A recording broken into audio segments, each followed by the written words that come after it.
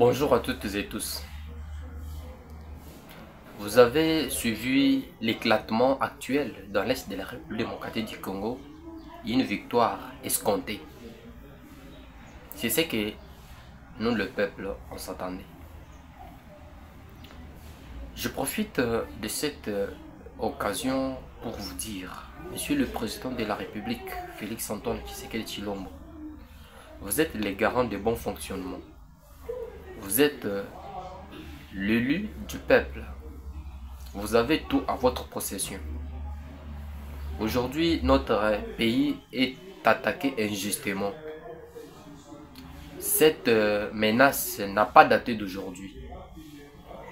C'est depuis 1996 que la RDC jusqu'à présent subit des guerres injustes sous l'œil de l'Union européenne, l'Union africaine, les États-Unis.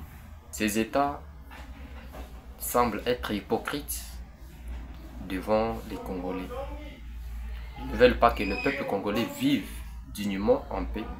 Ils ne veulent pas que le peuple congolais mange à sa faim. Nous savons que la guerre et ses lois est très difficile devant les ennemis multiples. Mais pour sauver notre pays, la République démocratique du Congo face à cette barbarie, face à cette guerre imposée injustement, face à ces stratégies et ces flux utilisés par les pays occidentaux, nous devons nous défendre. Utiliser tous les moyens que nous avons pour défendre la souveraineté de la République démocratique du Congo. Monsieur le Président de la République, donnez aux forces armées de la République démocratique du Congo, FARDC en sigle, tous les moyens possibles. Renforcer notre armée, donner les moyens matériels, physiques et moraux. Soutenez notre FARDC en tout. Équiper le FARDC en tout pour que la victoire soit à notre faveur.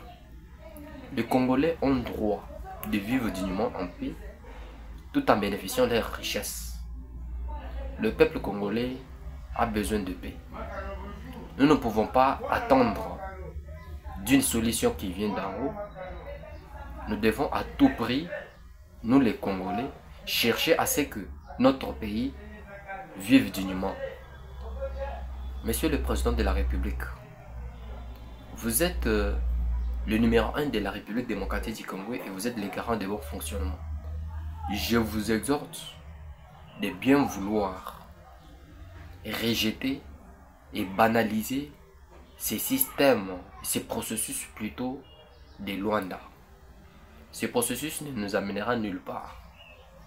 Si vous voulez, comme vous l'avez dit lors de votre investiture à la tête du pays, que vous allez mettre fin à cette barbarie qui a tant duré.